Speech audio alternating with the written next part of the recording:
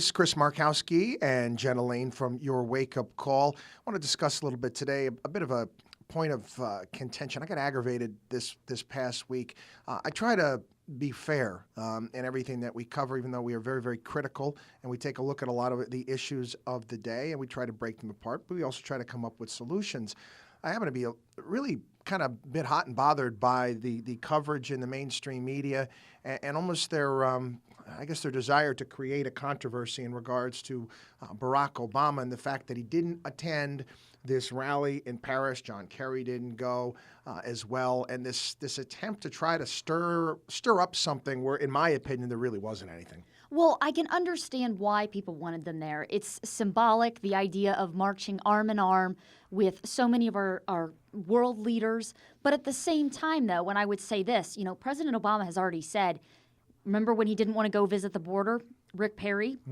Over in Texas, he said he wasn't one for photo ops, kind of saying the same thing here, and the fact that, didn't want to go over there. Now, we don't know the logistics behind. Perhaps he tried to go over there and there just wasn't enough security for him. Every country is different as far as how they're able to, vet these areas, make sure that they're safe for our dignitaries. But one thing I would say is that, this symbolic march, it's great, it's great for world peace, but what are these world leaders doing when it comes to attacking the root of the problem, which is what the United States has done by going over to the Middle East, attacking ISIS, trying to dismantle al-Qaeda?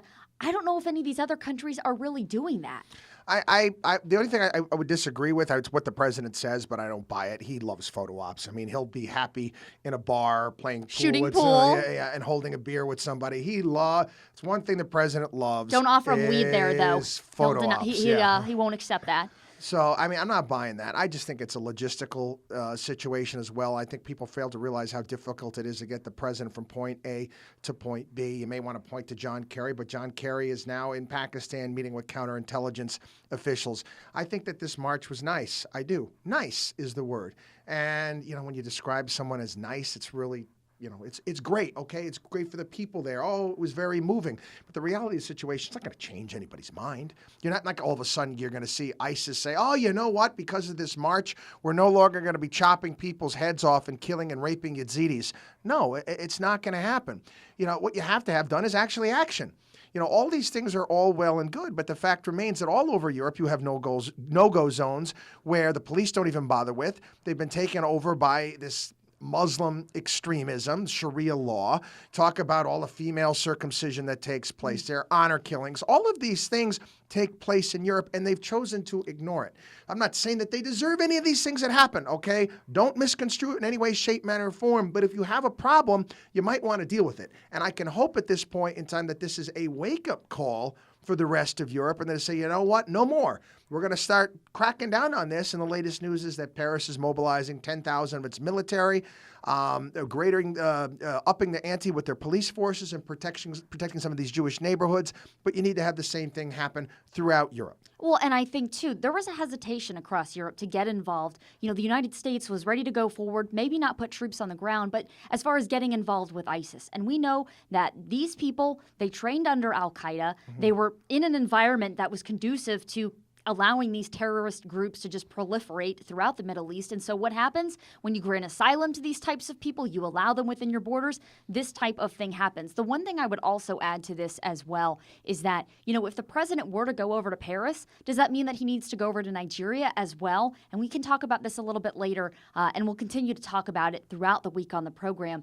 Nobody's talking about the attack that happened over there in Nigeria, killing some 2,000 people. You had a 10-year-old girl that had a bomb strapped to her, okay? A bomb was strapped to a 10-year-old girl. Nobody's talking about that either. Who knows? Maybe the president is, in talks with the people over in Nigeria about helping them. But you know what? You go over to Paris, you're suddenly going to have to go over to Nigeria as well.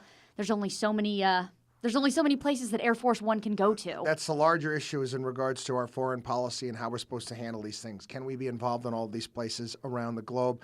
Again, huge terrorist attack in Nigeria, one of the largest attacks since 2001. One of the largest ones in history if you come to think about it. And again, you're not really getting a lot of noise about it. You get more talk about the fact that the president doesn't show up at a rally. That, to me, doesn't really make much sense. But anyway, we're going to continue to cover this stuff throughout the entire week on Your Wake Up Call. Make sure you're tuned in every morning from 6 a.m. to 9.